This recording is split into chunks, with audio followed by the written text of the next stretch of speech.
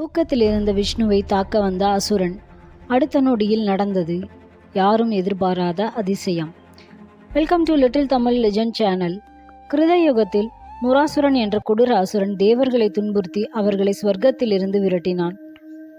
துன்புற்ற தேவர்கள் ஸ்ரீ விஷ்ணு பெருமானிடம் சரணடைந்தனர். அவர்களின் துயரத்தை கேட்ட விஷ்ணு, நான் உங்களை காப்பாற்றுவேன் என்று கூறி முராசுரனுடன் போரிட்டார். சுதர்சன சக்கரத்தாலும் அம்புகளாலும் அசுர சேனைகளை வீழ்த்தினார். நீண்ட போருக்கு பின் விஷ்ணு பகவான் ஹேமவதி என்ற குகையில் ஓய்வு எடுத்தார். அந்த நேரத்தில் முராசுரன் உறங்கிக் கொண்டிருந்த விஷ்ணுவை தாக்க வருகிறான். அப்போது விஷ்ணுவின் உடலிலிருந்து ஒரு ஒளிமிகு பெண் தோன்றினாள். அவள் அசுரனுடன் போரிட்டு அவனது தலையை வெட்டி வீழ்த்தினாள்.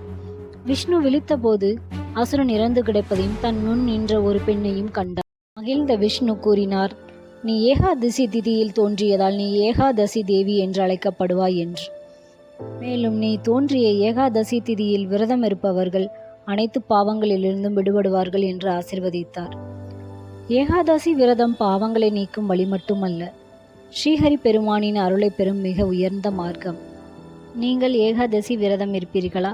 உங்களது அனுபவங்களை கமெண்டில் பகிர்ந்து கொள்ளலாம். நன்றி.